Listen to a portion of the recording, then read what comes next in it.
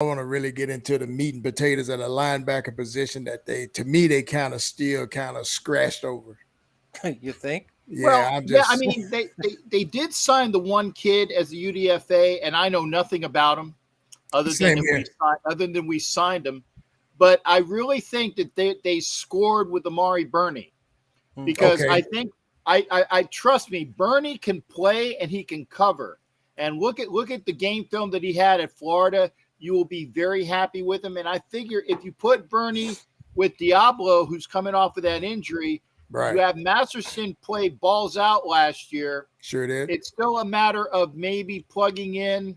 Maybe that kid that they got UDFA, if he shows enough, will come in. But I also said it's also the scheme because if we're playing a 3-2-6 or 4-2-5, Right. you don't necessarily need the linebackers to do much other than what you ask them to do, and especially if one of those tweeners is part of the back five or the back six, then you're covered. Gotcha. Double duty. I got 6 o'clock. Let's roll this thing. Roll it out. Sounds like a lot of good stuff coming. All right. Oh yeah. Here we go.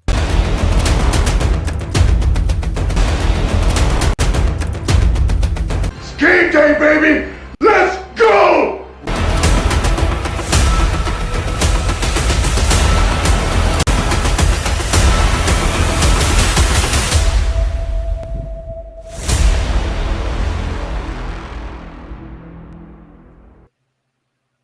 Welcome, everyone, to NFL Nation Live. Welcome to the 2023 season. We'll open up the chat here in just a minute. Man, it's good to be back in the groove. I know some of you never left the groove, but in our case, we took a little bit of a break after the Super Bowl. We'll do tonight's show and be back for the regular season, but we can't let the draft and the schedule go by and some of the craziness that's happening there in the last couple of weeks. So we wanted to come in and chime in and join in all the conversation. But before we get to all the craziness and the madness, V, welcome to 2023. What are your quick first thoughts, my friend? Quick first thoughts. This team is under watch. Let's see how the chemistry gels. We've looked good on paper, but let's see how that chemistry develops in the locker room. And we'll see what team we have for 2023. Yeah, I don't want to break down, the comments from Devontae Adams and Jimmy G. I think he just thinks Jimmy G isn't as vocal maybe as Derek Carr was, and maybe can't throw it as far, but we'll see anyway. All right. I know Cap's ready. He's been chomping at the bit for a while. V, are you ready? Clocked in, baby. First day on the shift. Let's get it.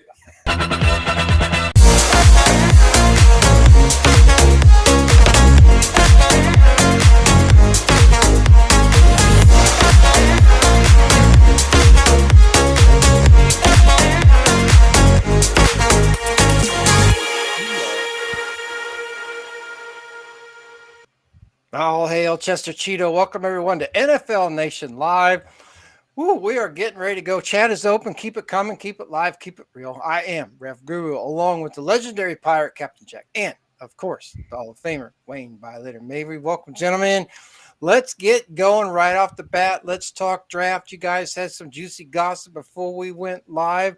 Everybody else had their draft, and I don't know if I want to spend a lot of time on the other teams around the league. I know it's NFL Nation Live, but because I want to spend more time on that side of things, if it's okay with you guys, on the actual schedule, because I think I have some notes around that. But before we get to the schedule, let's talk draft, and let's open it up to what you guys felt like we did or didn't do in the draft, and how you think that stuff that V says is going to translate on paper, could it actually make it onto the field? Well, go ahead. I'm going to start it off. My draft grade for them was probably I'm going to give them a B. I'm not going to be that vicious. I'm going to give them a B. I'm just saying. I'm just going to call it like I'm seeing it.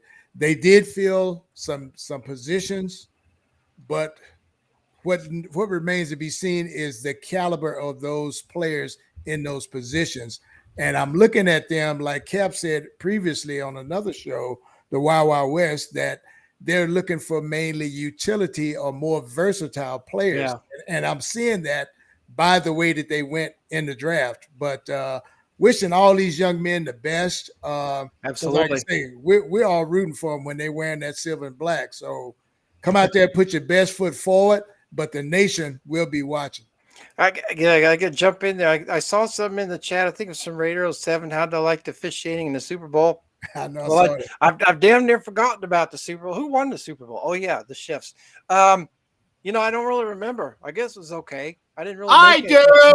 It was the same. It was the same frigging thing like last year. They let him play for 57 minutes.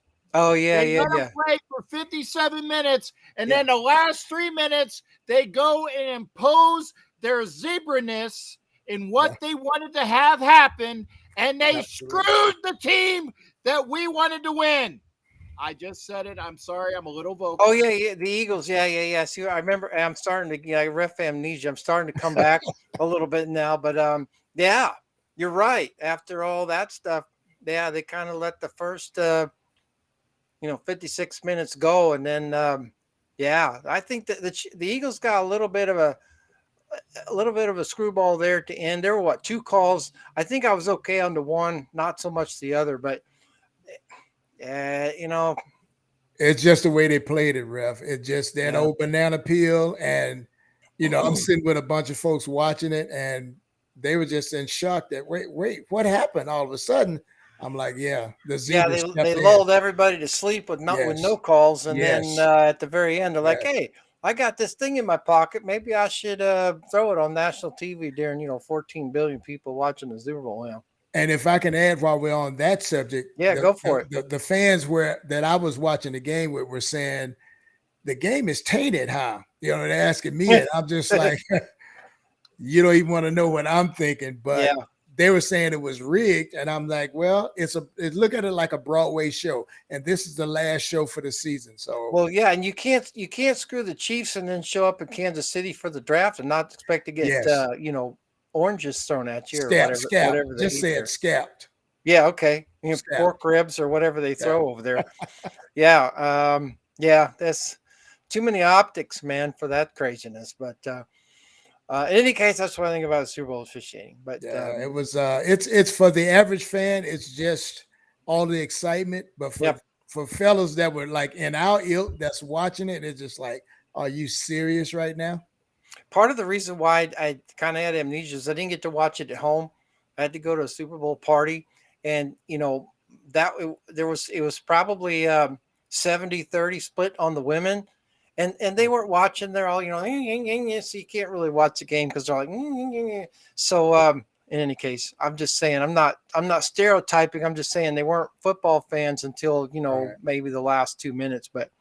In any case, it was hard to watch. Honey, what's going on? Yeah, exactly. Honey. Yeah. I can attest that I don't know about your Mrs. Ref, but I know that in this household and in Wayne's household, the Mrs. knows what's going on and why, and was adamant about when there is crappy calls. Yeah, well, I'm in good company because my other half knows what's going on too, but unfortunately, not a lot of her girlfriends did not.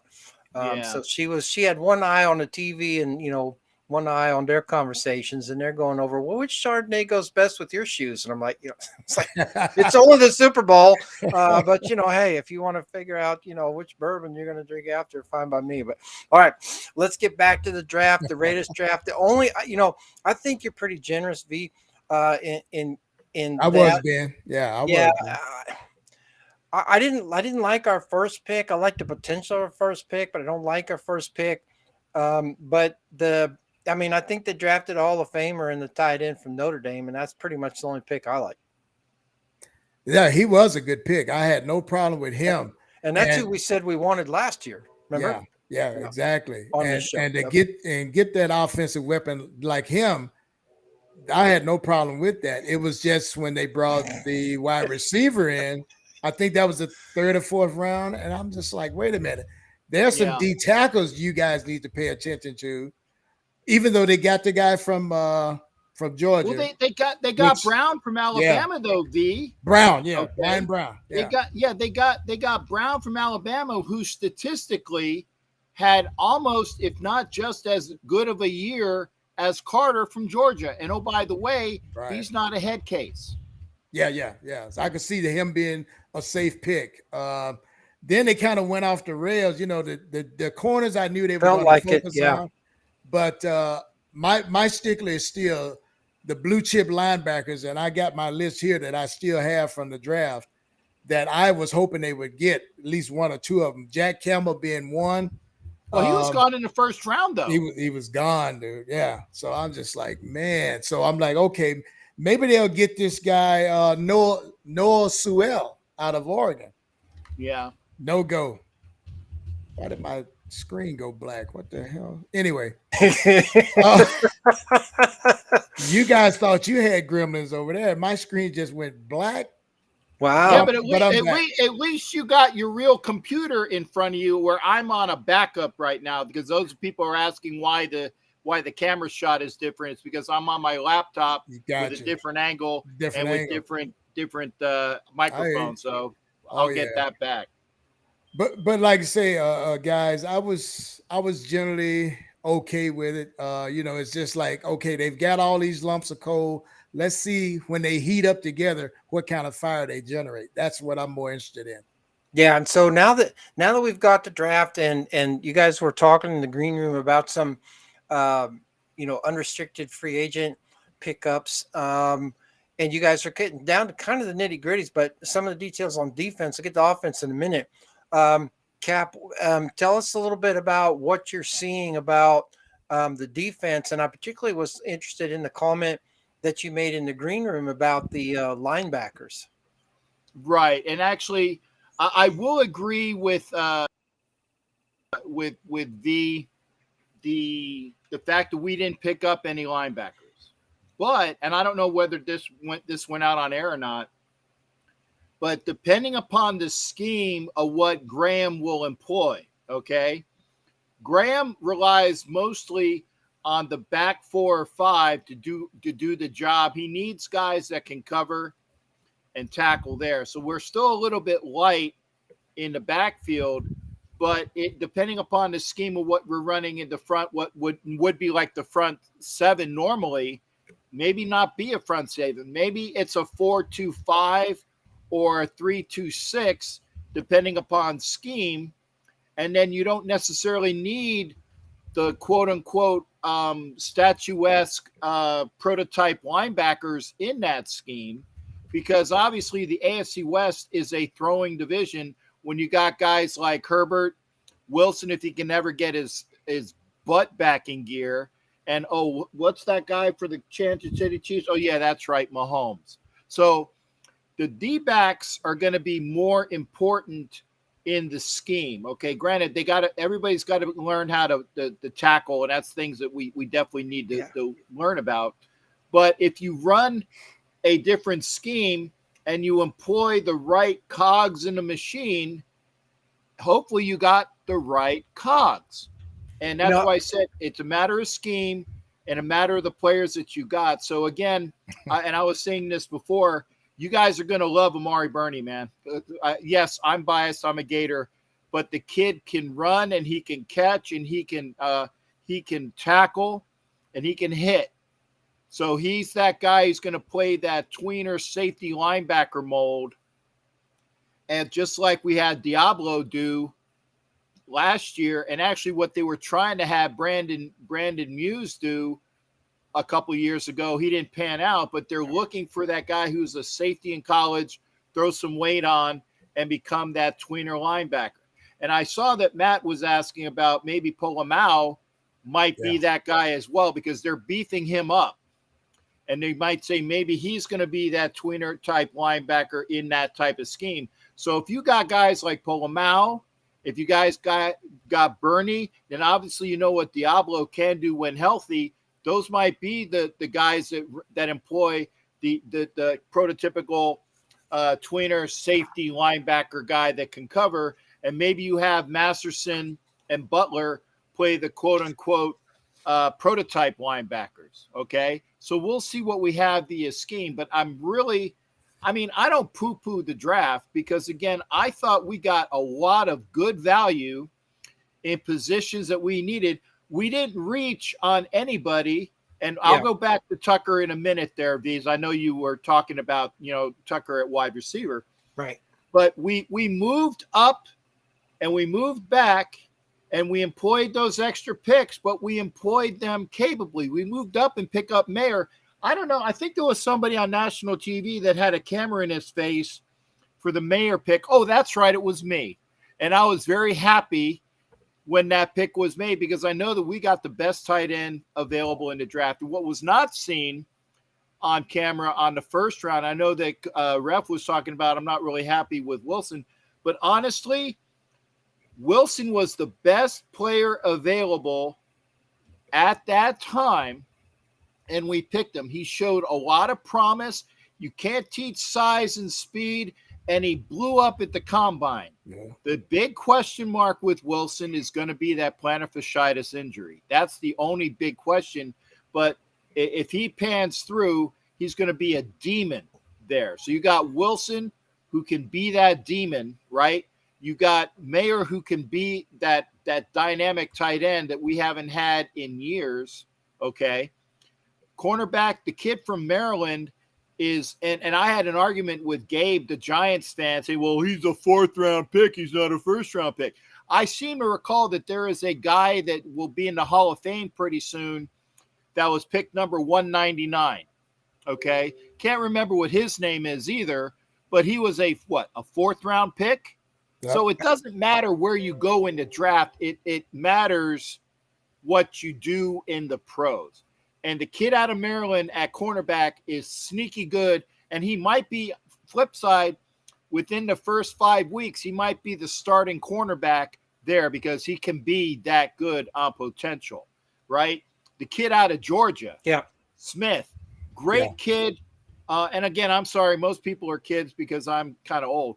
But, great player, little on undersized, but he's fast and he has a nose for the ball. And I know because, again, I'm a Gator and I saw what he did at Georgia. He was a dynamic safety at Georgia. So I like that pick as well, okay? Again, I talked about Brown on the defensive line out of Alabama. Right. And I'm going to go back to Tucker. And, yes, people are wondering, like, why did we just draft a wide receiver? If I think maybe McDaniels is going to have, of the 53-man roster, 40 of them are going to be wide receivers. That's what it seems like, when you have the wide. And by the way, we picked up another one the other day. So they got to have about 15 on the roster right now. I mean, I'm not kidding. That part, because it's not September yet. But and I don't want to derail you here but just for a second, maybe they weren't sure what Renfro was going to do. Well, I don't think Renfro's going to be here, but that's just my opinion. I don't disagree with that, but your answer was, they're picking up a lot of wide receivers. They probably need a lot of looks, right? Yes. So, I mean, it's akin to losing a Biletnikoff, if you will, so to speak. I'm not necessarily comparing Renfro to Biletnikoff because Renfro is probably not a Hall of Famer. But my point is that you lose a talent like that you've depended on all these years for whatever reason. If they go away, you got to have something to plug in there, right? Well, I actually think that they did that if not the very first person that they picked up in free agency was Jacoby Myers, was that gadget player that the Patriots used in their system, otherwise known as the Black Renfro, for lack of better terms. Now Renfro has more shakes, and he gets open a lot more because people don't think that he is as quick as he is, and he is, and he makes defensive backs look bad. Okay? Quicker than fast. There you go.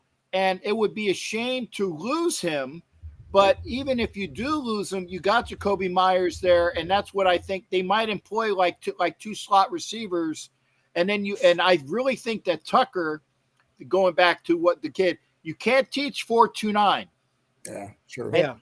And you can't teach a guy who can actually catch the ball at 4.29, which he did at Cincinnati. And they might employ Tucker kind of like they used to employ Cheetah with the Chiefs in Miami, who's going to be a pain in the ass to cover when we play him later in the year. But thank God at least it's later in the year, and I'm not going to sweat balls when I go to Miami this year, thank God. Yeah. Okay, but if you throw him on the outside, I defy any cornerback to try to keep up with him if he can go that route. So again, I liked all the picks. I liked us going to get the guys we wanted. The fact is that O'Connell is developmental, but he might be, and again, I hate to employ the name Tom Brady, but he has the same intangibles, the quick release, the arm ain't really quite there, but he can read the defense quick. He has quick decision-making skills. His RAS was right up there. And he if you groom him correctly, he can be that guy. And so I like that pick as well. You know, you made a comment about the focus being on the secondary, so to speak, because of the passing folks, give or take Wilson in the division, but you can stretch that across the rest of the conference, right? You not that we're necessarily going to play them during the season, but you could play them at some point. You got Burrow, you got Josh Allen, you now have Aaron Rodgers, you got Tua, you've got all these folks, and Lamar Jackson, you've got all these folks out there. So there's some value in running that scheme all the way around, right? Yes. And again, Graham in with the New York Giants was regarded to have not just a change by the scheme, but he employed the scheme, and he would change it every week depending upon what the team was across from him. And oh, by the way, he actually would change it during the game. Like, oh my God, like maybe halftime adjustments, maybe even quarter adjustments when things were getting burned, that he'd say, hey, we got to do this. He just didn't necessarily have the right players last year. And that's why people have moved on. So is the next, if the linebackers are part of the weakness on defense, is the defensive line the other part? Yes, but not so much the ends, but the middle. Right, and I think we shored that up. Like I said, we have Farrell and Butler coming back from last year, and I think they're going to take a big step forward. You got Brown, like I said, out of Bama, who is a dynamic ruler in the middle. Again, I'm just talking the middle of the line here now. Right. And then you got Tillery coming back. Bilal Nichols is there, but I think he might not. Some of these longer in the tooth guys are not going to make it. I think they're going to go young and fresh, providing that they show the ability. It might be a very young, dynamic line, and we might take a step back to go 5 steps forward within the next year. And I'm not one to be, hey, what am I smoking? Because I don't smoke any of that. But, I really think that it's all about buying in and getting the right people for the system. Well, they're going to get tested early. I mean, they open up at Denver and then they go to Buffalo. So they're going to get tested early. They get a warm-up game, if you will, against Denver.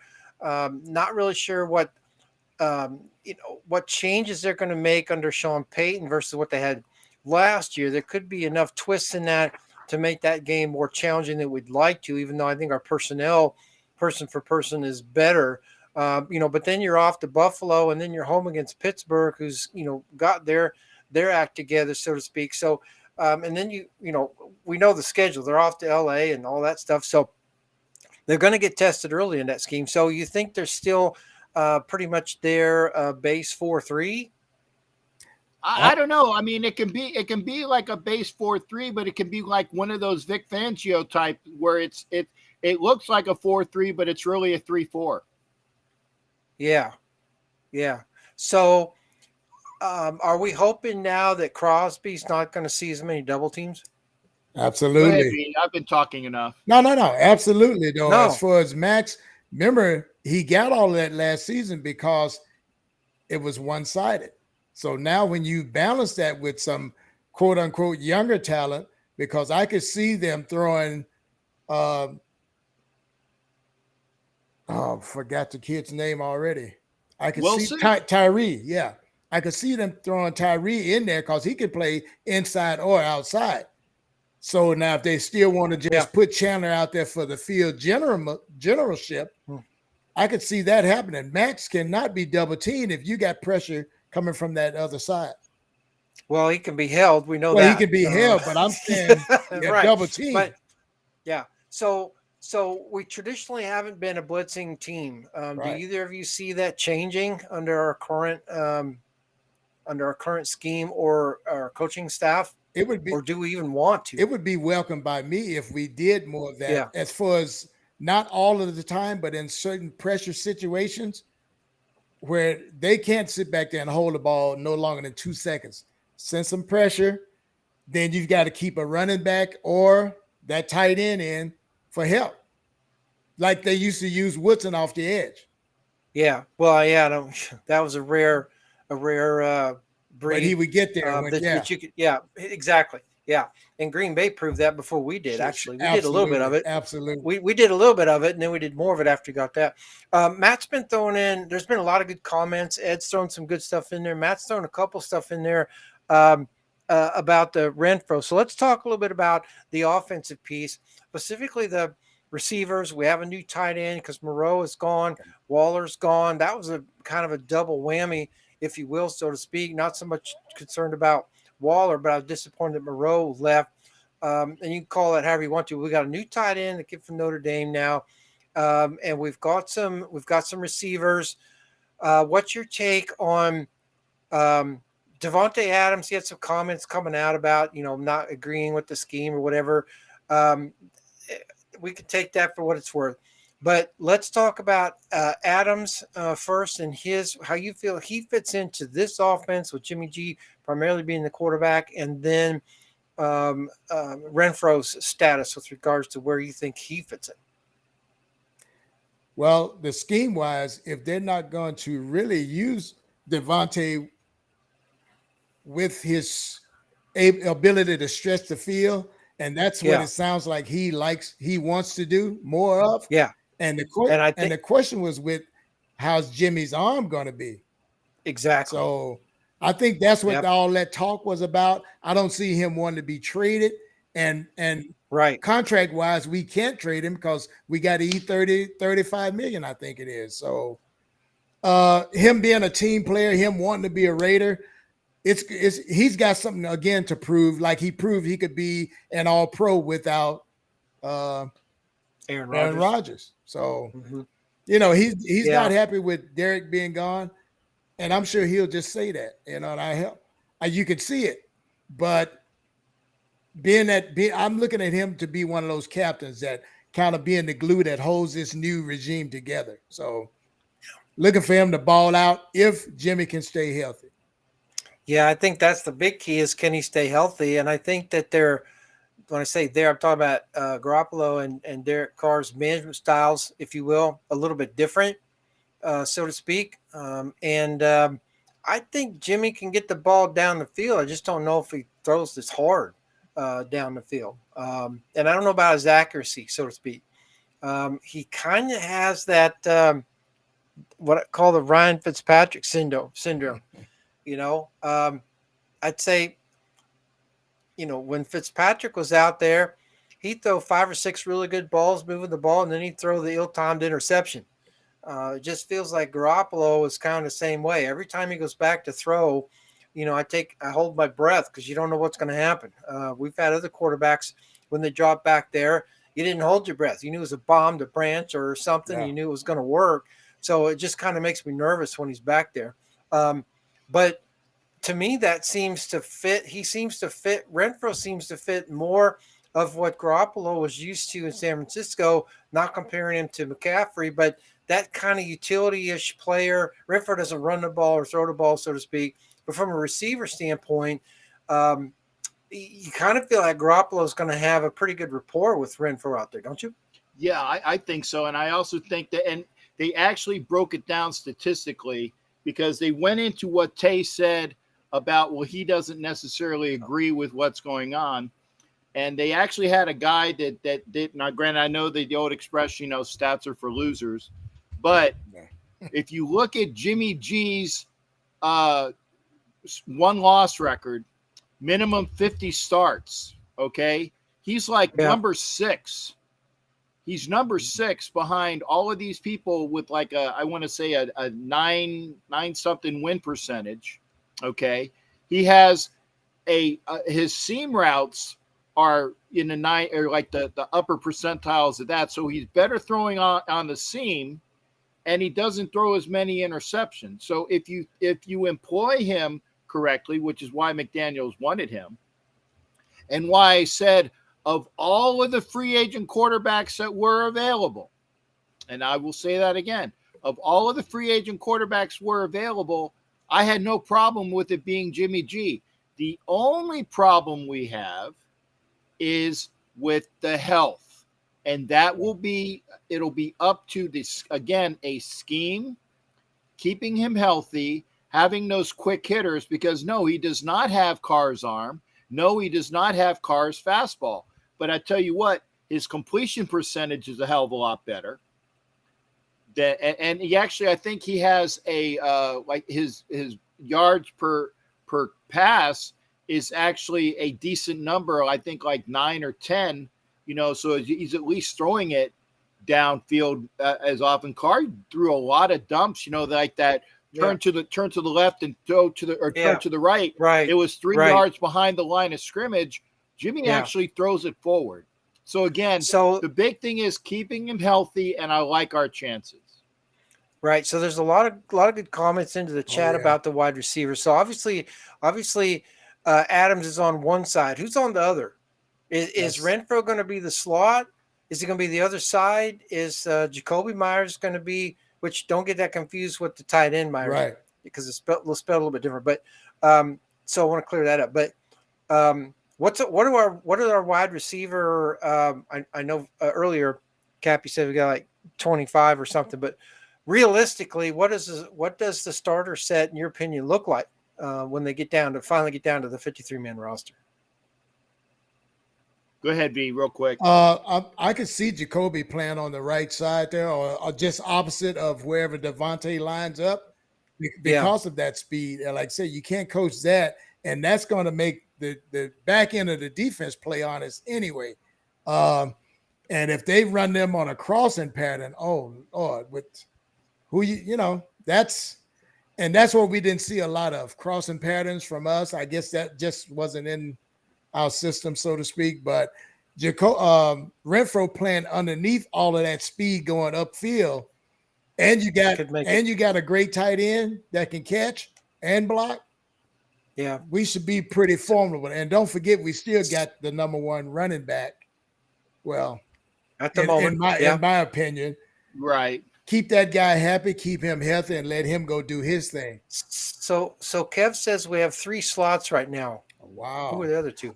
I think one was that special teamer that used to play with the Patriots. He's mostly going to be used on special teams. Okay. Yeah, the kid we just picked up like 2 days ago is kind of a slot. Jacoby Myers can be a slot. Philip Dorsett. Yeah. With the other guy we picked up from the Patriots, maybe him. You got Hunter Renfro, because those guys are kind of like the not quite as big. But remember, you got Tay Adams and another guy that don't forget, Cam Sims, tall, lanky, and could be that number 2 if given the opportunity. We got a lot of good receivers in the making. Like I said, people that we cut can make other teams. Okay. Yeah, that's probably true. Yeah, Kev just said that he wanted Kev just said he wanted Cam Sims to make the team. and he could do that 9 pattern. Like I said, Devontae is not as fast as Cam Sims. Devontae likes to stretch, but actually Devontae is more of if you hit him at about the 20-yard mark, it's all yak. Yeah, exactly. That's right. He can get.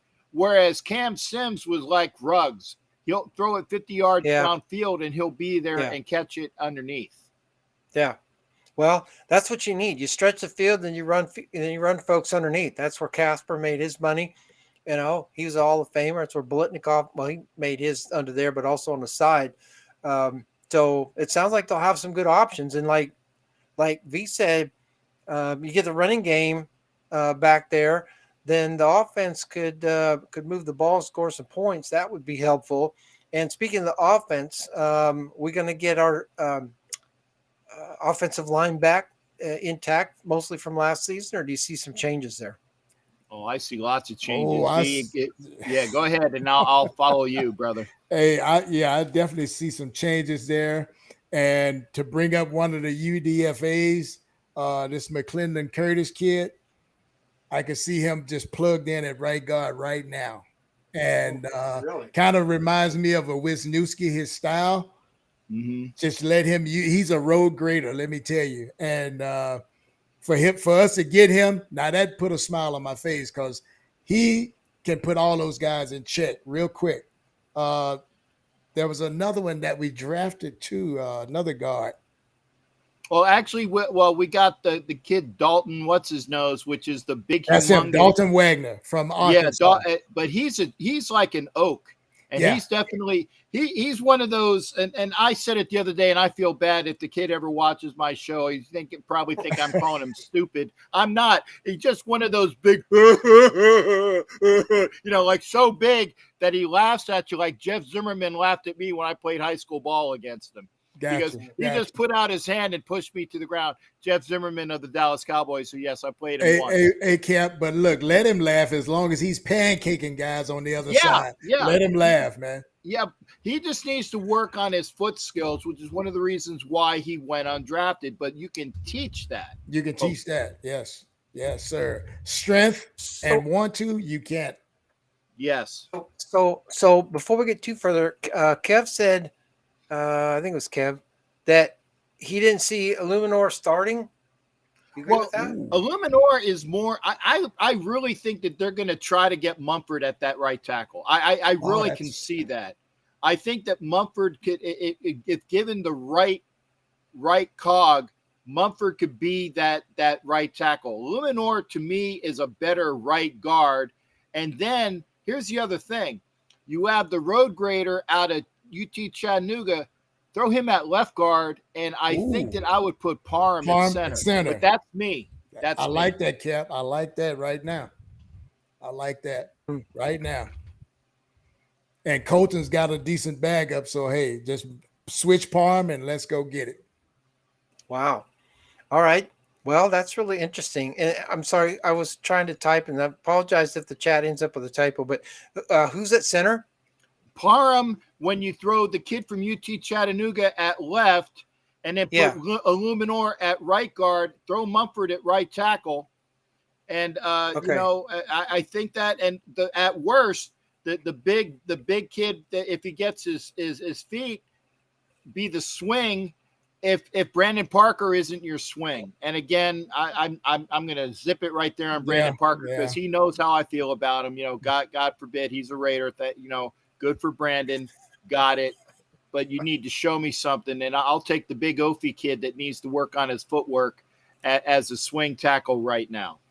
He's probably hungry anyway. Yeah, probably. Oh, yeah. Probably. Somebody said ex-Raider, WWE legend, superstar Billy Graham passed away. Sharif, good. Welcome. Thanks for coming into the show there, Sharif. I didn't hear that. Wow, I didn't either. No, I didn't. Wow. I don't remember him. But, I slept through the 80s. When did he play for the Raiders? I think he played in the. I'll look him up, Ref, while we're waiting. That's all right. Interesting. All right. Surprisingly in the draft, we didn't get a kicker or a punter. I don't get that, but no, I'm just kidding. I think we're okay there. I think we're okay. Right there, I think we're okay. Even long snapper, leave that alone. I think we're good. Well, we got Bobenmoyer to replace Sieg, and he doesn't get as many penalties, and he does know the system, being that he played in Broncos, and our special teams coach was the Broncos special teams guy. He's not a bad snapper. It does kind of put a little bit of a twist into the camaraderie that Sieg had with Carlson and Cole. I get it. But you know what? In the grand scheme of things, as long as he shows his presence and he doesn't get stupid penalties like Sieg does, we'll call it a plus. They could get penalties just for wearing a Raider patch. So what was it? Says Parker couldn't protect the salad bar. That's what I was laughing at when I saw that. Mm-hmm. I see it now. Yeah, man. Yeah, and there's another one from Raiders 07. We got.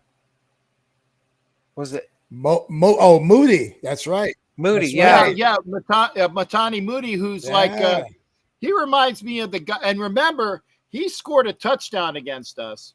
Yeah, that's why I remember the name. Yeah. Yeah, put him at fullback, all 400 pounds. Well, granted, he's not quite that big, but he just seems that big. He's a ship coming through the channel, and he's just gonna score.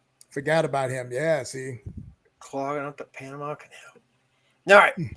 Anything else we want to cover on the Raiders' current status or the draft before we get to the schedule?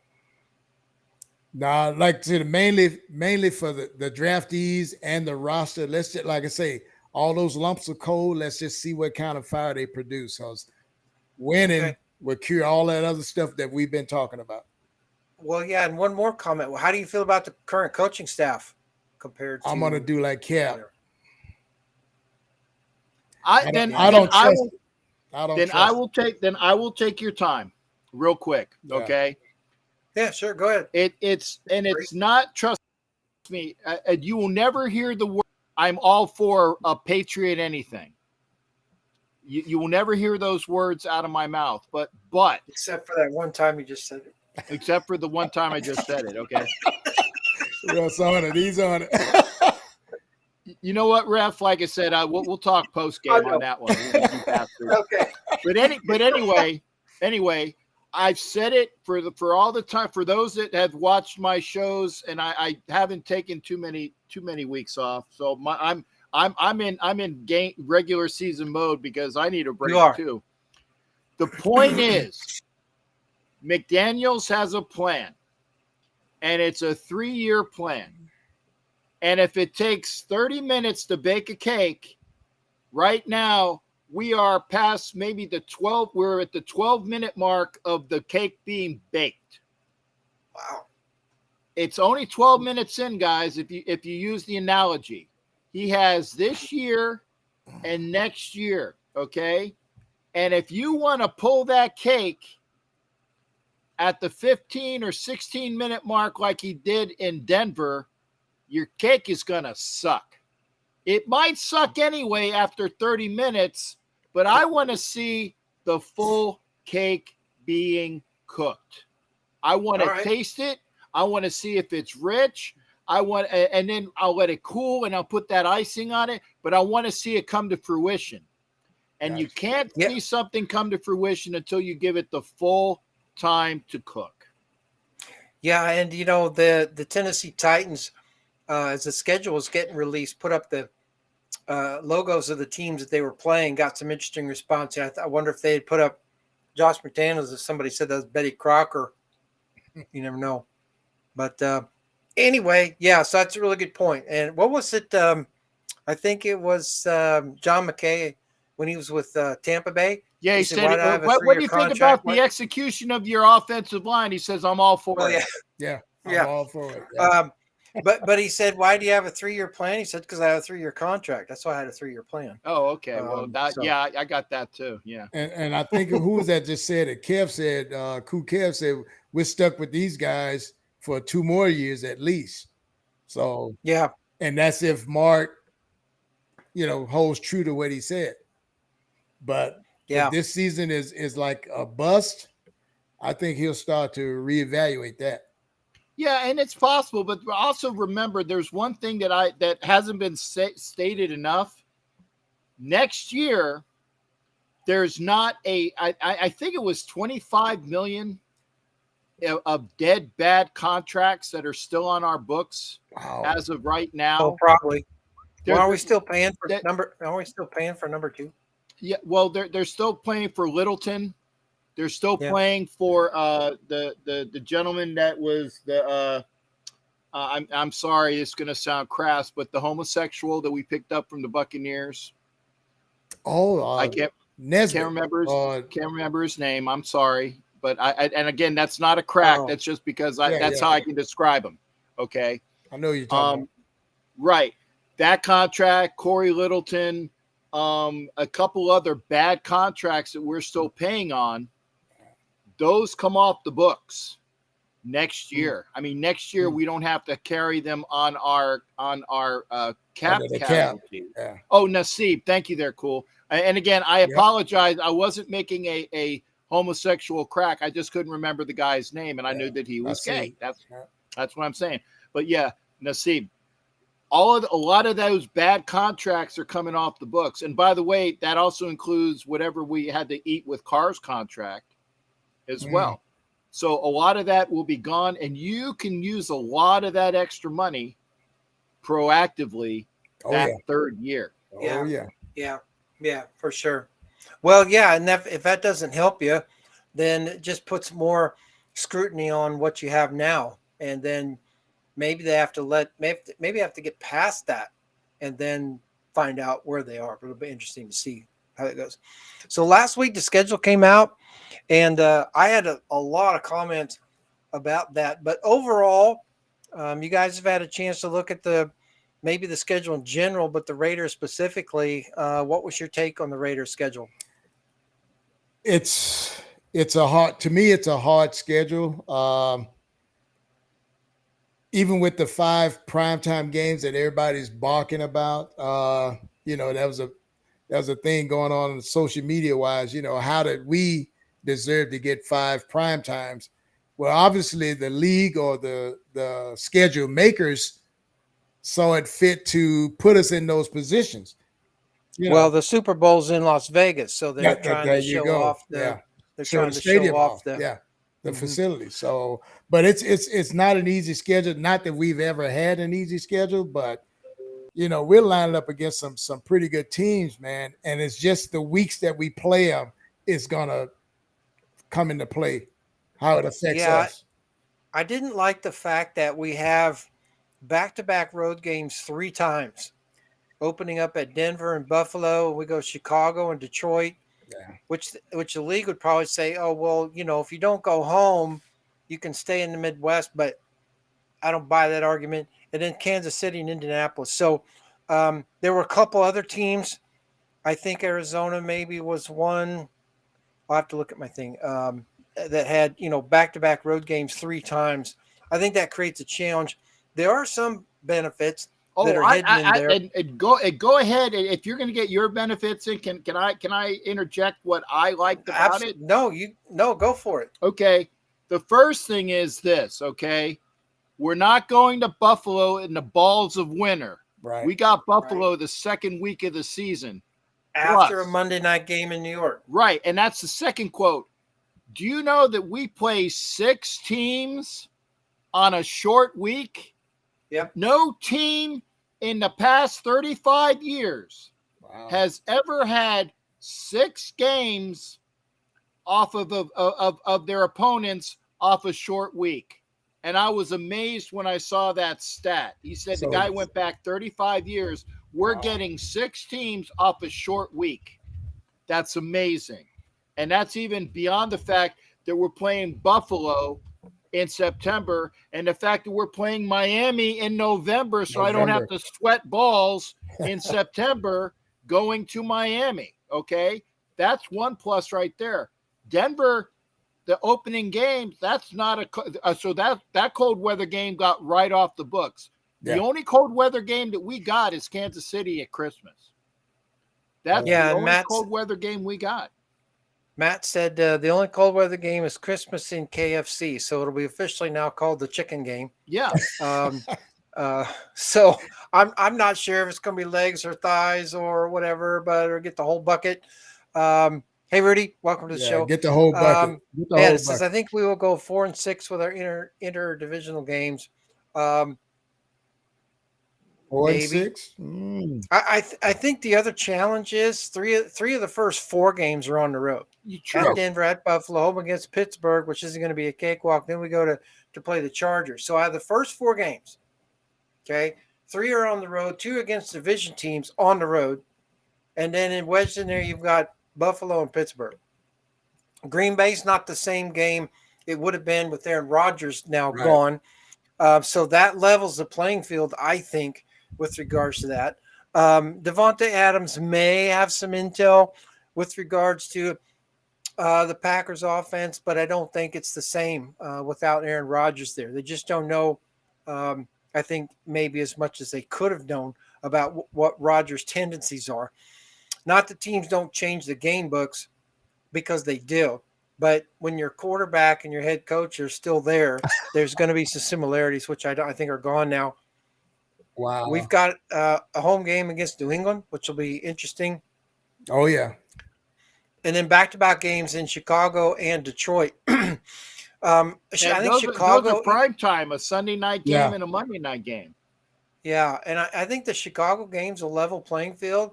Yeah, in October, it'll be yeah. interesting. In October. Yeah, it'll be interesting in week 9 or week 8 against Detroit as we get closer, because we cover Detroit, these games Detroit, every week. get that shit right. Yeah, oh, sorry. It'll be interesting in their game against the Lions that how well we match up there, and it'll be interesting because we'll be 8 weeks into the season by that point, so it'll be interesting to see how that plays out. We're home against the New York teams, Giants and Jets. Nice to get Aaron Rodgers in Las Vegas. A little reunion with him and Adams over beers before they play on Sunday. Oh, yeah. Still don't know how to say Detroit. You EBC. I'm sorry. Yeah, right. And then at Miami. So that's interesting. I think that if we survive the first 6 weeks, we could take a 1-1 in Chicago and Detroit. Remember, if you win your games at home, Yep. you win your division games, you don't have to win interconference games on the road. So I'm not too worried about Chicago, Detroit. Yes, it'd be nice to win, but you want to get out of those games without getting hurt. You don't want season ending injuries to games that really shouldn't matter from that standpoint. But the interesting part is if you count the bye, 1, 2, 3, 4, 5, 6. Oh, and the bye was at week 13 weeks in. Are you kidding me? They used to get us out. They used to give it to us at week 3, and we'd be screwed for the rest of the year. Right. So the last, let's see, was it 1, 2, 3, 4, 5, 6, last 7 weeks of the season? So we're at home against Kansas City, then we have the bye. We only have 2 road games for the rest of the season, and they're manageable. Yep. Kansas City and Indianapolis. So the problem is there's out of the last 4 games, 3 of them are division games. We're home against the Chargers. We go to Kansas City. Then we got to go play the Colts, and then we're home against Denver. So yeah. So I didn't hate the schedule, but and I know we have 3 back-to-back. We have back-to-back road games 3 times, but the Chicago-Detroit one didn't bother me so much because they're not AFC games, so to speak. Right. So if you get out of those games, you can make if you lost both of those games, and I'm not suggesting we would, you can make them up somewhere else if you wanted to, by not getting your guys hurt in interconference games that shouldn't matter. But I just thought that was kind of interesting from that standpoint. So let's see. The other thing that they were always wanking about was that we always got Kansas City after the bye. Well, Philadelphia got that call this year, right? Yep. Philadelphia goes to Kansas City after Kansas City's bye. So we get Kansas City after they went to New England. And then we get them after their game at home against Philadelphia. So Kansas City gets a bye. They have Philadelphia at home. Then they have to go to Las Vegas and play us. So that's not a cakewalk game for Kansas City against the Eagles by any means. No, so there's some help there. And then we get Kansas City again. We're in Kansas City, but we play the Chiefs again after they've been to New England. So it's a game in New England that they'll probably win, but that's in week 15. So who knows what the Patriots are going to look like in week 15. But at least I felt like the schedule evened out a little bit in some areas. I think if you're the Chargers, or maybe Baltimore, you got to wonder who you pissed off at the league schedule. I mean, when you look at the Chargers schedule starting in week 6, they're home against Dallas. Every other game is home and away every other week, all the way through the schedule. I think that's got to be hard and I know they share with the Rams, which creates more problems. But the Rams got the better schedule. They own the stadium, but they got the better schedule. But now the Chargers, I just think it's hard for that many weeks. You're home, you travel, you're home, you travel, you're home and travel. I just think that's a challenge. So I didn't really like the Chargers schedule. But any other comments about the Raiders schedule? Don't be shocked if the Raiders tank it. We are definitely not going 10-7. Yeah. Well, actually, and Rudy actually came up from what he said the other day, because Rudy said he doesn't see more than 5 wins. So I got Rudy to give us another 2 wins just in a couple days. So I like that. Well, I'm going 9-8 at the minimum, and I know that's just my, wishful fan thinking. But like I say, looking at what we have on paper, barring injuries, we should be able to execute and at least squeeze out 9 games. So if you want 9 games, are you looking at the Raiders schedule or no? Yeah, I'm looking at our schedule. Okay. Yeah. So where and I'm not disagreeing with you. I'm just asking, where do you see the 9 games? Do you think you get a win in week 1 against Denver? I would say yes, except for now it's a Sean Payton team. I don't think he's a miracle worker. So I think that it's good that we're getting them in week 1. Exactly. We're getting them early before they have an opportunity to really implement and gel. Exactly. So I'm giving that's one of them. Yes. Okay. And versus Pittsburgh. Wow, you think you're going to beat the Steelers at home? I'm saying we guess for our opener when we the Sunday night when we should have won last year on the 50th anniversary of the friggin' deception, but the officials screwed us. Come on. I wouldn't disagree with you on that, V, but Pittsburgh's got their act together. I'm worried about that game at home. It's a game we should win. We need that one. I don't know. I want to see who the officials are for that game. As we get into our regular season broadcast, that one's going to be really interesting. Josh Jacobs is very crucial to our offense. Without Josh Jacobs, we could go less than 5 wins. Real question is, will Josh Jacobs sign his offer? Russell Wilson is not a pocket passer, and he is too old to be a running quarterback. Well, that would help us if our defensive ends decide to show up. Well, Drew Brees made Sean Payton. I would agree with you on that front. Yeah. Okay. So you think a win against Pittsburgh, that's number 2. Do you think we're going to split with the Chargers? I think we split with I think we split the Chargers. We split the Chargers, okay. Yes. So is it going to be our home game in LA or our home game in Las Vegas? Our home game in Vegas. Yeah. Okay. All right. Do you think we beat the Packers at home? Yes. Yes. Yeah, I do too. What about the Patriots? Yes. Wow. Okay. Even after they screwed up last time. Don't matter. At Chicago, at Detroit. At Detroit. No, I think we beat Chicago, and I think Detroit's a loss. Oh, you think flip-flop? Okay. Gotcha. Yeah. All right. I think we'll split that. I just think the grind of 2 road games be too there. Much. Yeah. Detroit's going to be an interesting team to watch. Yeah, they are. Hey, they won 8 of their last 10 last year. They I know. Finished strong, man. No one's happier that Aaron Rodgers is gone, except for the Lions. And you could argue the Bears, but the Bears aren't going anywhere anyway. Okay, at home against the Giants? Yes. Yep. Really? Yes. Mm-hmm. I think it'll be a tough game. They better win that game, because I don't want to hear friggin' Gabe coming out of the woodwork. Yeah, Detroit will win their division. Violator, Gabe, right, from my channel. Oh my God, we can't lose to the Giants. Yeah, I know. Well, I know. What about the following week against the Jets?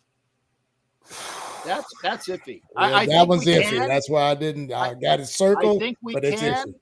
But it's iffy. Yeah, because that's going to be the Aaron Rodgers show. I'm just telling you. Yeah. That's good. Well, by week 10, we're going to know what we're dealing with the Jets. That's true. That's right. They'll either be in second place or tied with Miami, maybe a game by in Buffalo, or they'll be a complete crapshoot. I'm not sure which. Chargers got no receivers. Barbecue chicken. Okay. That's from last year when they were talking about beating us. Yeah. Oh yeah. Barbecue chicken. Yeah. I just thought maybe Kev was hungry for chicken Mm. because we got KFC and then we got the barbecue chicken. Andrew lose to the Patriots. Bill's got Bill him. got him. DZ says you're not sweeping the Chargers. Let's be Yeah, real. yeah. Maybe taking one. That's what We we said said. split. Yeah. Yeah. Yeah, Yeah, we, so I we think we'll said split. DZ. We got to Yeah. call him by his real name from over at Wild Gotcha. Wild West. Oh, DZ. DZ. Gotcha. Okay. All right, DZ. Gotcha. Yeah. Okay. All Split. right. Well, welcome to the show. So we've got Aaron Rodgers and the Jets. The Jets pretty good defense. We're going to get Yeah. banged up a little bit in that one. Then we got to go to Miami. I don't like I don't like deal at all. that game in Miami at that time either. Then we got to come home play Kansas City. I think we're in the middle of one and Like two 2-1, right there. 2-1, No, 1-2. 1-2. I think the Jets are going to give us. Well, let's find out what the Jets look like by the time we play them in Week 10. I agree with But Ed. I think we're going to split with Kansas City as well. I think we finally beat them at home for once, but that Christmas game in where it's friggin' balls cold. Well, it might or might not be with global warming. Maybe it'll be 60. Yeah, okay. But yeah, I understand. I hear you. And also, by the way, we got 10 days of rest before that game. Actually, True. maybe even 11 because we're coming off the Thursday nighter against the Chargers, and the next time we play is Christmas, which is the Monday night game against the Chiefs. Right. Well, what happened to Minnesota? Did we beat the Vikings? I got at the home? Vikings losing to us in Vegas. Yeah. Yes. Yeah. Okay. And then we got the Chargers at home. Yes. That's the win. Yeah, Okay. I think So we win that. That's okay.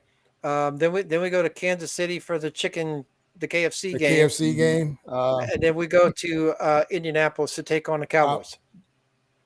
Or the horseshoes.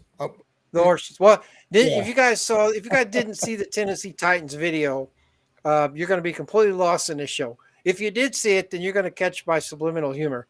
But anyway, yes, they're going to go to Indianapolis to take on the Colts. I like our win. I like us winning. I like that one. So I think we can get a win at Denver. I think we can get a win at Chicago, and I think we can get a win at Indianapolis. I think we get at least 3 road games. At least 3 road games. Well, that made my 9-8 kind of prediction. But and then by the time we get to Week 18, I think a Denver game's a complete crapshoot because Denver will have hung it up by then, or they'll need a win to get in the playoffs. Yeah, and that'll be really interesting. We could play spoiler. Oh yeah. KC wins our division, and we got to be better than the Chargers. Yep. I like that one. Yeah. And I think we will be. I think we will be. I don't see any reason why we couldn't win 2 against the Chargers.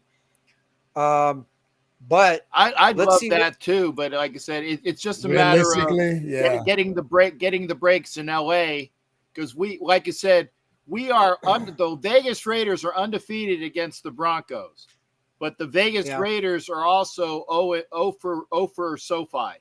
Yeah. Yeah.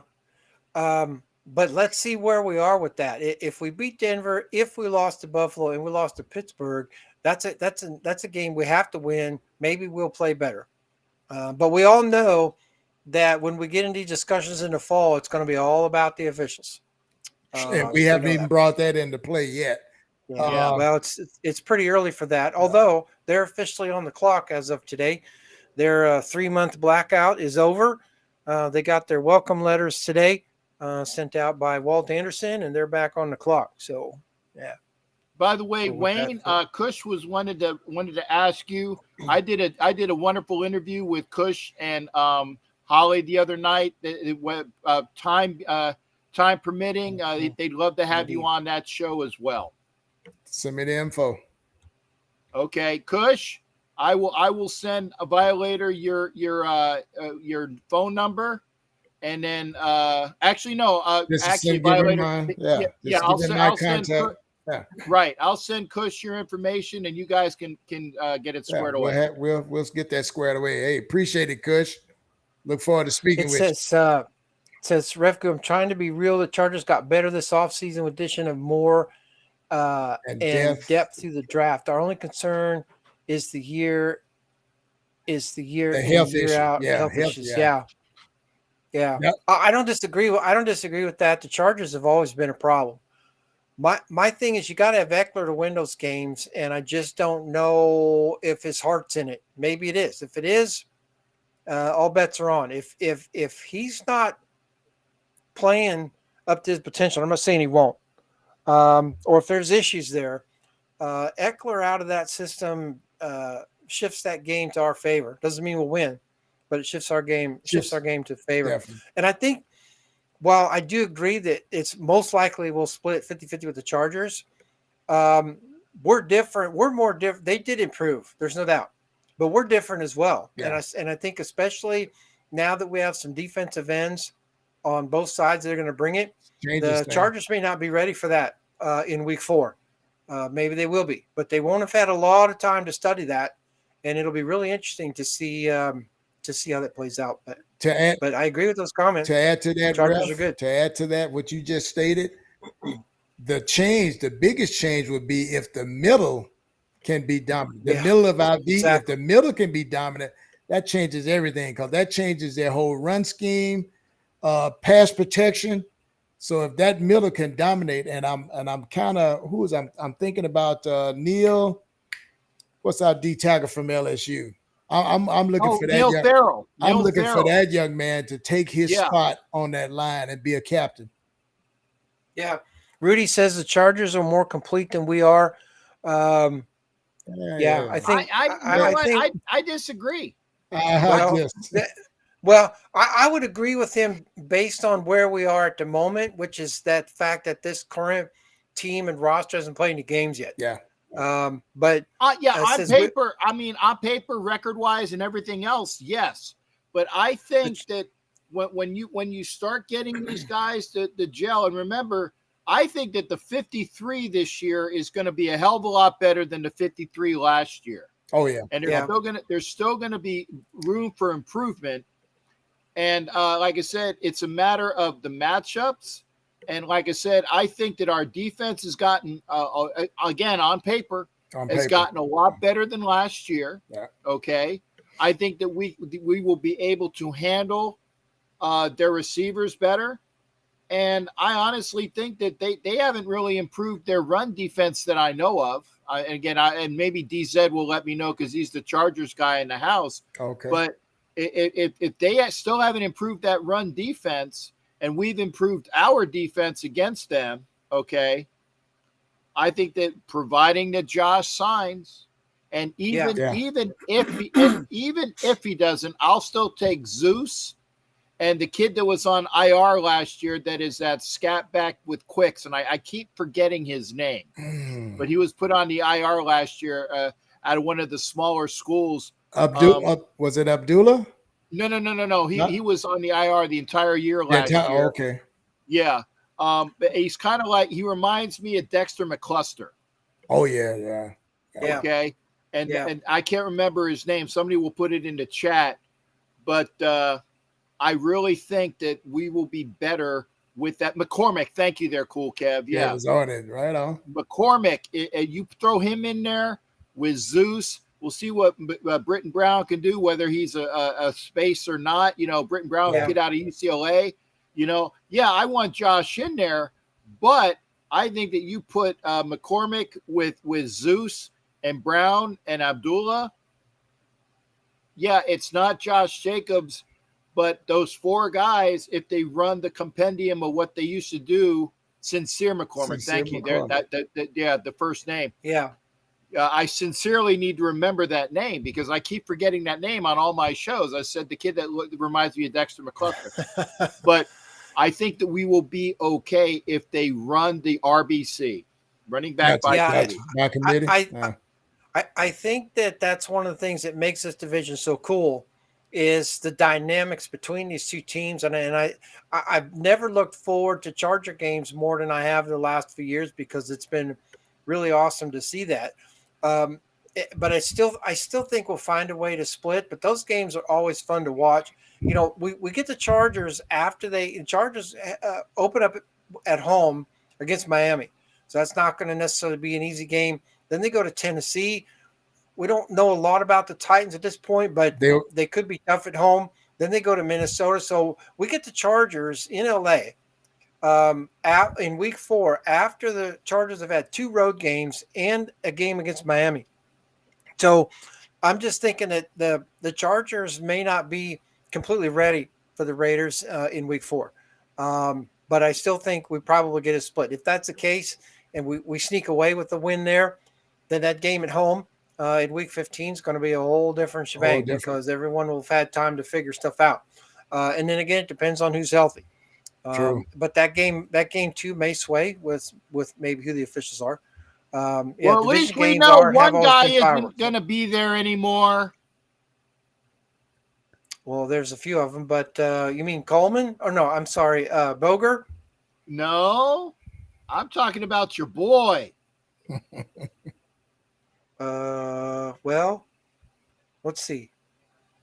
Come on, who Coach. was my punching bag last season that wasn't Boger? Yeah, because Boger was your punching bag last season. Yeah. Jerome. Yeah. The guy that I had that nice conversation with when he was coming off the field, and I said I got a chance to talk to him. The guy that was the referee for the Pro Bowl game. Damn. I'm drawing a blank, man. I'm not sure why. Oh yeah, hold on. Is it? I think it's either Cussy or somebody else. Oh, John Hussey. That's who it was. Yeah. Yeah. Oh, yeah.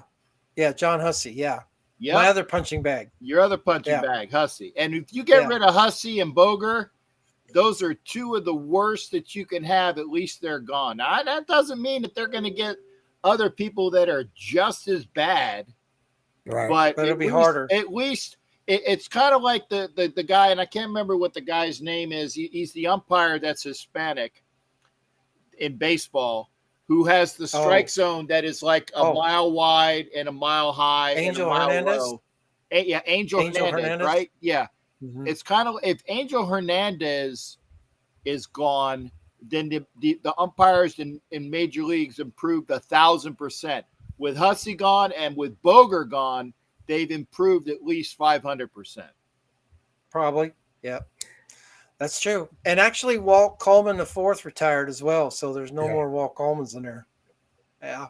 So that was a comment earlier, gentlemen, about how did we feel about TB12 being in ownership with our team. I don't care. It's like there's nothing we can do about it. Yeah. That's the main point. Yeah, there's nothing we can do about it, and because they didn't ask us. But once they're off the field, I don't know that it matters. It's not like they signed a deal with the devil, but so I don't know. Money's money.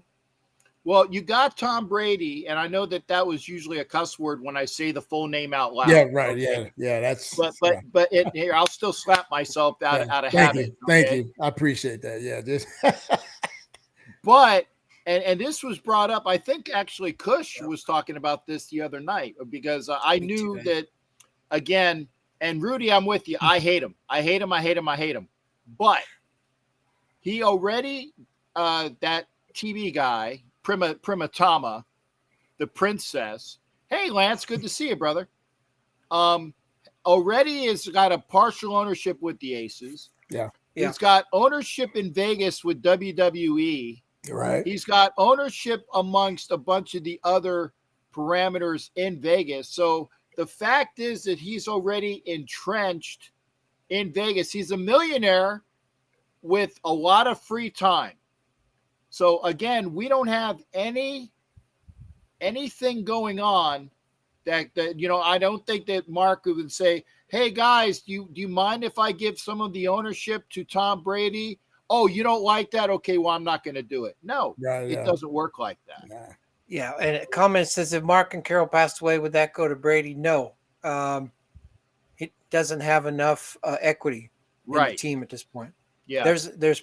Yeah, it would be like one of those weird situations that they had in Denver when Bolin died. It would be up for grabs, and they would figure out what they would do with it. Yeah, says why does it seem like the Raiders didn't improve on their O-line, or are they happy with the current players? Yeah, I was just looking at. We covered that a little bit, but Cap, give us a recap on the offensive line real quick. Well, like I said, we got what we got right now, okay? But I firmly believe that the guard, center guard, and even right tackle, they're not set in stone. Right. Because I saw a lot of positivity from Mumford last year because he played that kind of like that extra tight end tackle where he was in the game and he was given some help, and it was like Illuminor, and then Mumford would come in as that number whatever is eligible. You know, you'd always hear that being in. It was Mumford that was eligible. I think that if Mumford goes through and continues to ascend in his what he can do, remember he played rather well at Ohio State. If you turn that right tackle over to him, I think that he would be able to take it and run. And then that knocks pretty much the information as to what's going on guard, center guard. And I say that the kid from Chattanooga, just on sure ability, if he shows up and can fog a mirror, is going to take Bars's place. Yeah. Okay. If you put a mirror underneath his nostrils and he can fog it, says, sorry, Alex, see you later. Okay. Yeah. So that guy, Alex will have a hard time making the team this year. Okay. Okay. So all right, you got the kid from UT Chattanooga.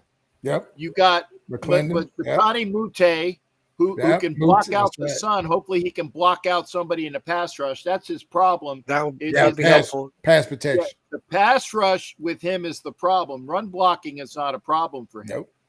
And then you got to figure out what you're going to do with James and Parham. And I think that it'll be right there. Like you said, Matt says Moody might be the right guard. Whichever one is going to need the most, the most help, we'll throw him in at that. And the other kid will go to the other guard. And he might do a revolt. Because remember, the offensive line was not settled the entire friggin' year. They had all of these people moving in and out. And I think, and oh, by the way, and I keep forgetting about it, the kid that we signed from the Patriots who actually is good, that when his first game with the Raiders had an ACL injury in the first quarter. I think his name was Harrell. He can be that guard, or he can be that tackle. Don't forget about him either. I got to look and see if he's still on the roster too. Yeah, I think he is. I think he is. The question is, do we still have Incognito? We do not. No, no, we don't. No. Well, that's Lance is my Packers fan. He's a great guy. He is, yeah. Let's see. I have zero trust in Illuminor with the short arms. Illuminor is a better guard and tackle. I agree with that. I agree with that. Exactly. I agree with that, Rudy. Yeah. Push him inside, like I said, Mumford, take that right tackle, and put McClendon or whatever over on right, a left guard. Move Parham to center. You got a whole revamped O-line, right? I think they're doing this on purpose. First of the players. Could be. Does anyone think Brady would say that it wasn't a fumble and give He did by mistake in that one interview, and he did by mistake, but he still after it was all over. I think that one of the things that they were going to have him do if he becomes a part owner is that they will have to have him admit it. Well, yeah, I guess. Yeah, it's kind of water under the bridge now, but I mean, we won't forget it. But him admitting. No, we won't. We won't forget any of those. You know, immaculate reception, whatever. All that. So deception. Yeah, Get it right, Brad. Come on now. It's detroit and deception. Got it. I wanted to mention as part of schedule, you know, Kansas City opens up with 3 out of their first 5 games on the road. So I think that's helpful. And they also finish with 4 of the last 7 on the road. So, you know, so there, Kansas City doesn't have, I don't think, as good a schedule as we do. They're a better team, so maybe they can survive some of the issues with the schedule. Some other notes that I wanted to put out there. Carolina has a three-game road stretch in weeks 12 through 14 where they play Tennessee, Tampa Bay, and New Orleans. So 2 division games and the Titans. So Carolina, it's just, I look for oddities like that where it's not uncommon to have back-to-back road games, but how many back-to-back road games do you have? Pittsburgh has back-to-back road games 3 times. They have trips west to play Las Vegas, the LA Rams, and Seattle. New England, 5 out of the first 9 are at home to start the season. So Man, I thought that was interesting. that's giving them a leg up right there. Yeah, a little bit. Bit. Let's see. Buffalo. They have a bye wedged in between Philadelphia and Kansas City road games, which I think is helpful for them. Their only lone trip west, if you will, is to the Chargers. So if travel is the thing, except for their London game against Jacksonville, right. other than that, their travel is I thought was beneficial to them. Dallas, their final 6 games could be all against playoff teams. Their final 6 games: Washington, Detroit, Miami, Buffalo, Philadelphia, and Seattle. Well, take Washington off that list. Well, probably. Yeah, probably. Let's see. Green Bay opens with 2 on the road. New Orleans, 4 out of the first 6 on the road. Wow. Late season road games against the Rams and the Bucks. They finish with Atlanta. The Pirates from the island of the Caribbean, back-to-back road games 3 times. Buffalo, Houston, San Francisco, Indianapolis, and Atlanta, Green Bay. They finish at Carolina. The So faux pirata. The faux pirata. So I think, yeah, the Boston Bobcats, they have 2 out of the last 3 on the road, at Pittsburgh, at Kansas City, and then they finish at Cleveland. So I think all things considered, when you look at the schedule and who plays who and when they play them, the Raiders' schedule isn't all that bad. I think there's other teams that have probably a lot more to complain about. I think Jacksonville gets a little bit of a cushion in their schedule because they have the back-to-back London games. They go over in week 4 to play Atlanta, and then they basically stay there to play Buffalo in week 5. Yeah. So they'll be well rested by the time the Bills get there. Oh, yeah. So, yeah. And acclimated too and all that good stuff. So, yep. It'll be interesting to see how the Packers do without Aaron Rodgers and how the Jets do with Aaron Rodgers. So just be kind of interesting to see how things play out. So anything else, guys? We're 20 minutes into an hour show. That's okay. Hey. How do you feel about anything at this point as we wrap it up for today? I'm just looking at it as positively as I can, being a realist fan. And, like I say, I still stick with my 9-8. Now, if they surprise us, I think that's fine. If they surprise me and go 11 and just really blow some people out of the water, I'm all for it, man, because we're in need of seeing some stability with this organization. I agree with you on that front, and some consistency at something. Right. That's all if we get that, I'll be have a little bit more lift in my chest, I guess, but yeah, it is what it is. Yeah. Cap, how you feeling about things? I'm good. Like I said, and again, I am not one of these people that I'm an analyst. Okay. And I let people know I like to dissect. I like to see what I got. You really don't know what the team is going to do until you're about 5 or 6 games in, and then you can pretty much project. You don't know what you got until you're at least 5 or 6 games in, because then you see how the team is playing together if they're getting the system. And it kind of happened last year where they improved during the season, but unfortunately the results weren't there, but they at least started to improve. They got rid of some of the dead weight, and I know that's not a crack on Derek Carr. I'm sorry, it's not. But they got rid of Darren Waller, and they have a very capable tight end to come in with the Triple H with Horsted, Hooper, and Howard. Yeah, right. Howard, yeah. So that's a wrestling team right now. Triple H. Yeah. So but again, we should send him a folding chair. You throw Marion on top of that, it's good. Now I said there's too many receivers, but they're all not going to be there. But the most capable ones will stick. Okay. You figure out what you got in the O-line. I think that you got to be improved on the O-line. And here's the other thing as well. PFF had the O-line rated at 10 last year. Yeah. And that's basically because of Josh Jacobs. If you don't get Josh Jacobs to re-sign, that O-line is going to be suspect and show more of the blemishes that you see on a kid who's 15 years old and is just lots of pimples. You're gonna see all of the grease there. Okay, it's going to show the imperfections. You get Jacob signed, you're good to go. And I really think that the O-line, when you do the improvement, guard, center, guard, tackle, at least the 2 guards and the right tackle, if you see some improvement there, we will be good to go. I really firmly believe that. What's the depth chart behind Jacobs?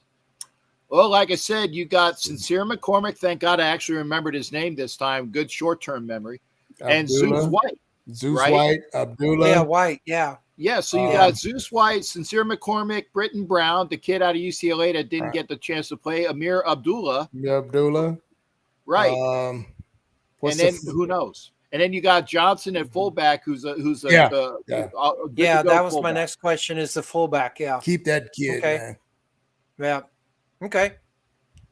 All right. There will be 90 players until the last preseason game this year. Cuts are going to be somewhat interesting. Oh yeah. I'm not sure it's all the way to the last preseason game, but I heard something to that fact. Really? It was weird the way they were going to do early it. cutouts. Yeah.